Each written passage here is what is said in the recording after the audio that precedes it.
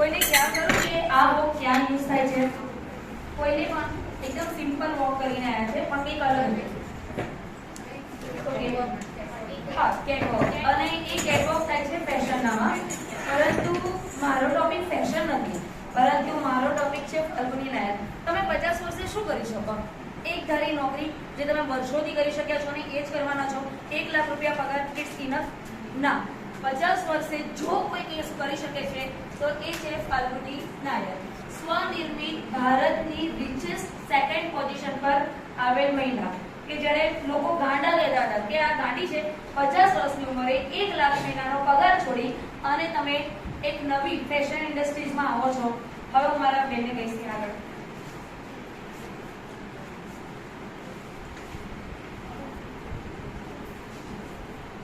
लिखने के लिए कलम चाहिए, बट फेमस होने के लिए हौसले चाहिए, क्योंकि हौसलों के बिना तो उड़ान हो ही नहीं सकती.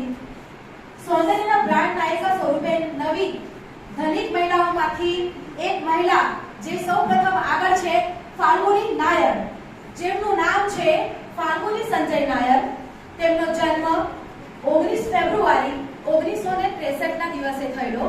તે હાલ મુંબઈના વતની છે અને એમનો જન્મ પણ મુંબઈમાં થયેલો. Education MBA finance and alma mater Sydenham કોલેજમાંથી કોમર્સના ઇકોનોમિક્સ સબ્જેક્ટ સાથે અનુસ્નાતક થયા અને તેમને અહેમદાબાદ યુનિવર્સિટીમાંથી IIM કર્યું છે. ત્યારબાદ તેમનું ઓક્યુપેશન છે ફાઉન્ડર એન્ડ CEO નાયકા, જે અમારો આજનો પ્રોજેક્ટ છે ફાલ્ગુની નાયરનો નાયકા બ્રાન્ડ. બ્રાન્ડ એટલે કે famous brand. Yes activity 1963 present અને એમના પતિનું નામ છે સંજય નાયર. હાલમાં એમને 2 બાળકો છે, આદિત્ય નાયર એન્ડ અંશિત નાયર. એ પણ સાથે રહેલા છે અને બિઝનેસની અંદર CEO તરીકે પણ એમની છોકરી હવે ઓકે. બિઝનેસ એટલે આપણા ગુજરાતીઓના નસે નસમાં જો કંઈક વહેતું હોય ને તો એ છે બિઝનેસ. તો વિનયચંદ્ર અને રશ્મિ મહેતાનું સંતાન એટલે ફાલ્ગુનીબેન મહેતા જન્મ્યા મુંબઈમાં, પણ ફેમિલી આખું ગુજરાતી. મુંબઈમાં જન્મ્યા અને ત્યારબાદ એમણે પોતાની આખી સ્કૂલિંગ મુંબઈની યુનિવર્સિટીમાંથી કર્યું અને ત્યારબાદ મુંબઈ યુનિવર્સિટી સુધીમાં ભણ્યા અને એમણે બીકોમ કર્યું. પણ બીકોમ પછી એમણે જેમ કે IIM અમદાવાદમાંથી ફાઇનાન્સ માટે MBA કર્યું અને MBA કરતા કરતા જ એમની મુલાકાત થઈ સંજય નાયર સાથે અને બંને પ્રેમ લગ્ન કર્યા. અને એમના પિતા બહુ સામાન્ય હતા, એક નાની બોલ બેરિંગ કંપની ચલાવતા હતા અને એમણે સૌથી પહેલા એક નાની કંપનીમાં નોકરી કરી 7 વર્ષ. ત્યારબાદ એમણે જે 20 વર્ષ સુધી એમણે એક કોટેક મહિન્દ્રા, તમે જાણો છો, બહુ જ જાણીતું નામ છે, ત્યાં 20 વર્ષ સુધી એમણે સેવા આપી અને ત્યાં એ MD પદ ઉપર હતા, મેનેજિંગ ડિરેક્ટરના પદ ઉપર હતા.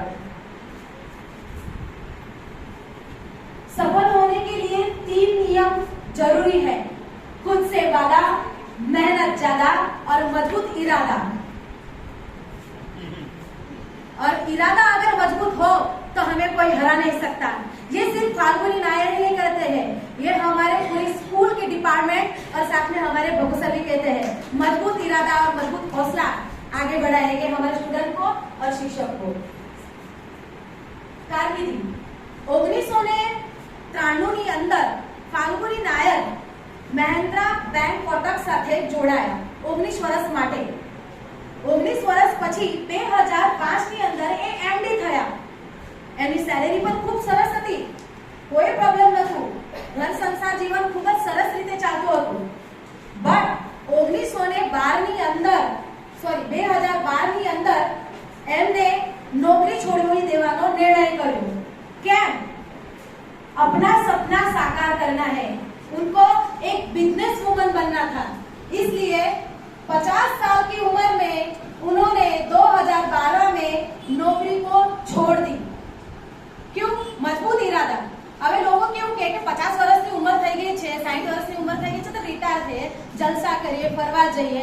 પણ ફાલ્ગુની નાયર એવું નથી વિચારતી. 50 વર્ષની ઉંમરમાં પણ હજુ પણ બિઝનેસ કરવાનું વિચારે છે અને એ બિઝનેસ છે નાયકા બ્રાન્ડ, જે સૌંદર્ય અને કોસ્મેટિક રિલેટેડ છે અને એ ઈ-કોમર્સના પ્લેટફોર્મ પર ખૂબ જ પ્રચલિત છે.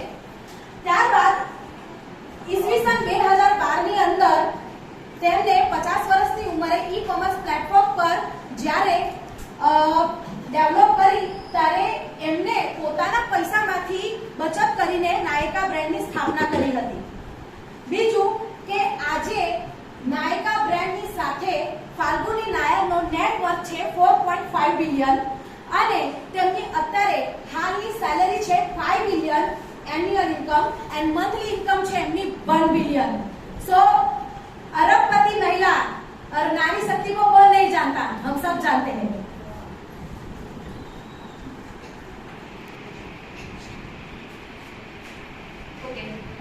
જે મેં એમને કીધું કે સંજય નાયર સાથે એમના લગ્ન થયા, 2 બાળકો, એક પુત્ર અને એક પુત્રી. પરંતુ સફળ થવા માટે શું આટલું જરૂરી છે કે હસબન્ડ સાથ આપે છે? નહીં. એમણે એમની સ્ટ્રેટેજી જુઓ. એમણે સૌથી પહેલા પોતાના ઉપર વિશ્વાસ કર્યો. જે આપણે બાળકોને શીખવાનું છે કે પોતાના ગોલ ઉપર રહો.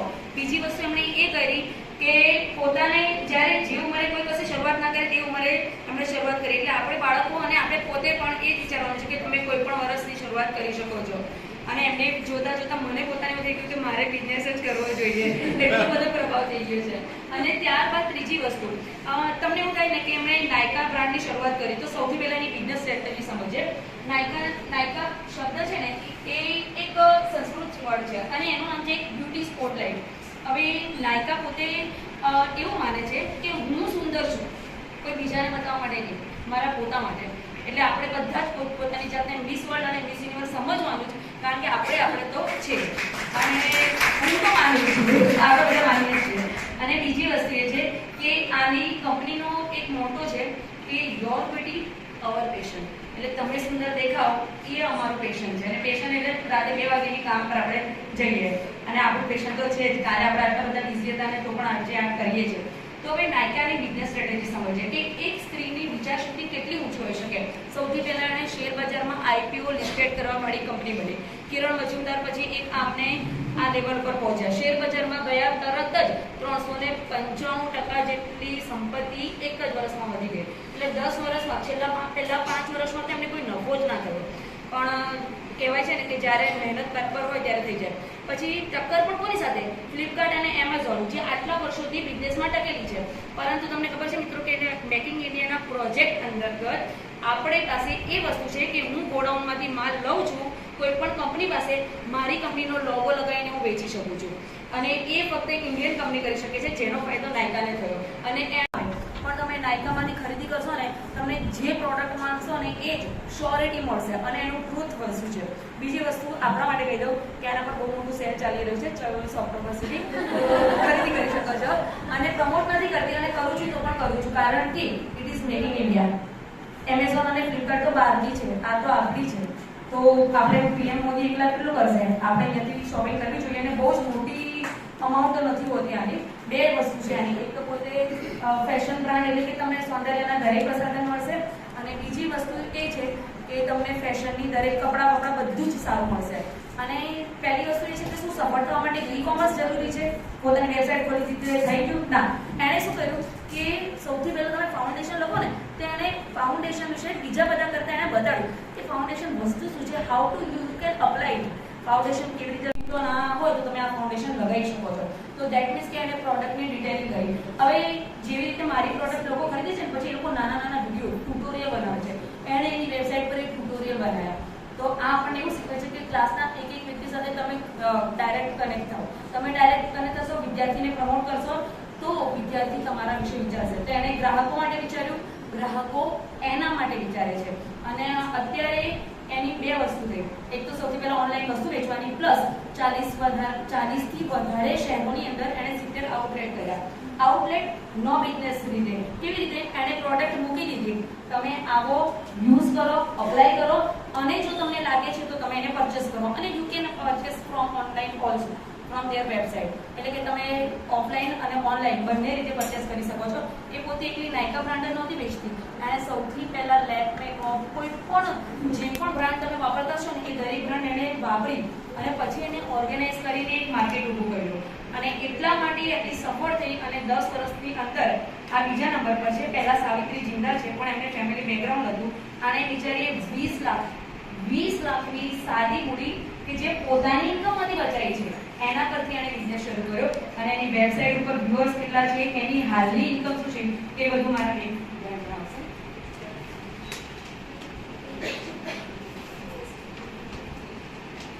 નાયકાની મુખ્ય બે બ્રાન્ડ છે.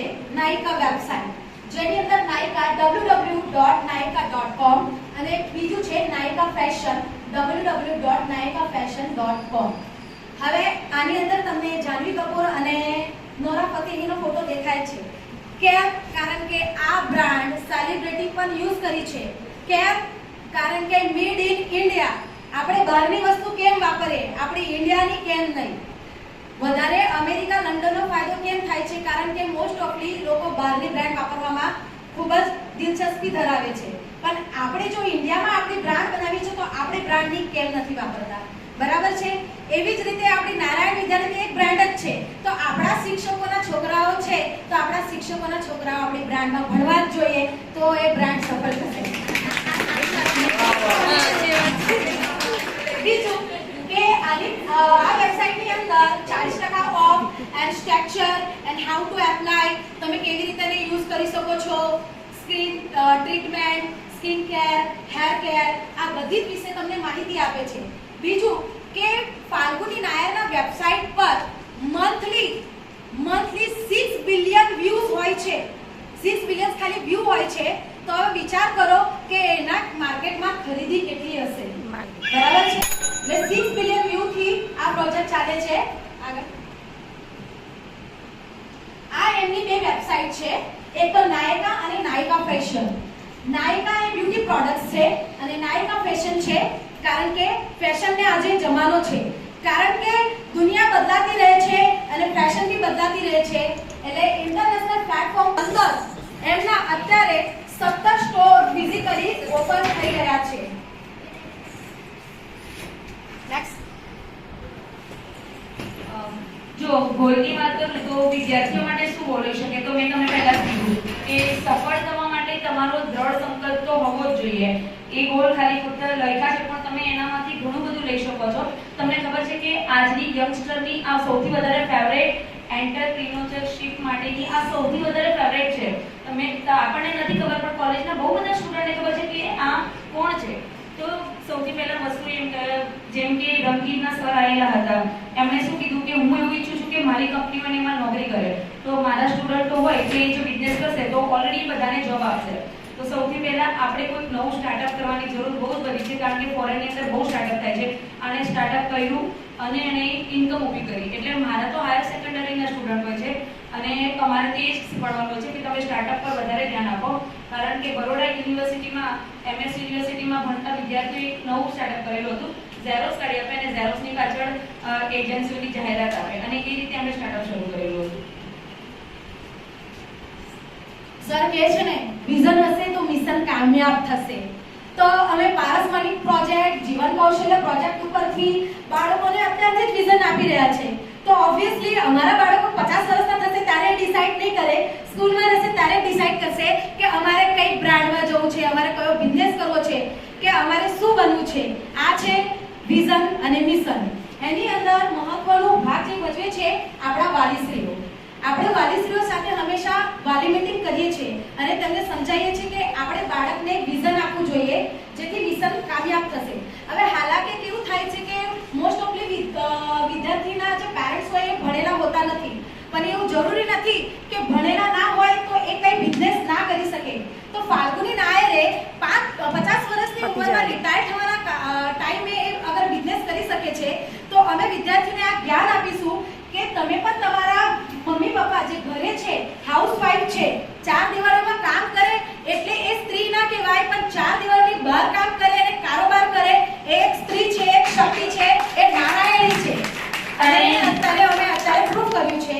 અને પેરેન્ટ્સ ને સપોર્ટ કરનાર પોતે વિદ્યાર્થીઓ બનશે અને વિદ્યાર્થી કહેશે મમ્મી હવે તમે ઘરમાં ના બેસો, કંઈક કઈને બતાવો, આ જમાનો તમારો છે. આના માટે એક જ વસ્તુ છે જે જો આપણે બંને માનીએ કે પુરુષ અને સ્ત્રી સમાન છે, પણ આજની વ્યથા કહું છું, દરેક સફળ સ્ત્રી લગભગ મારાથી લઈને છેલ્લી રેન્જ સુધી દરેકને આ વાત લાગે છે. તું कहते थे ना हम एक ही हैं तो फिर कुछ साथ में कर देते हैं। नहीं कि जब मैं बदलती हूँ तुम दूध की बोतल कर दो ना। बस यूं ही एक है करके कहाँ जिंदगी चलती है। कभी मैं ऑफिस जाऊँ तो तुम घर को संवार दो। जब मैं पिक्चर देखने बैठूं तुम अपना क्रिकेट देखो, मैं अपनी सीरियल देखूं। फिर साथ में किचन में कुछ अच्छा पकाते हैं, चलो ना साथ में कुछ कर देते हैं। यूं ही कहाँ जिंदगी चलती है, यूं ही कहाँ जिंदगी चलती है। कभी किसी घर को मकान कहने से जिंदगी नहीं चलती। कुछ पास बैठो मेरे, कभी सर मेरा भी दुखता है, कभी वो भी दबाया करो। कहाँ जिंदगी यहाँ चलती है। कभी बाजारों से ध्यान हटे तो घर पर हमें भी सुन लिया करो ना। कभी बच्चों को संभालो, कभी बच्चों को बढ़ा दो, क्योंकि तुम ही कहते थे ना हम दोनों एक ही हैं, तो फिर अब एक बन जाओ ना। तुम नए से बन जाओ, कभी भी नई से बन जाओ। कुछ करने की चाह हो तो तूफान में फंसी कश्ती को भी सागर सहारा देता है। Dedicated by Urvashi Ranjan.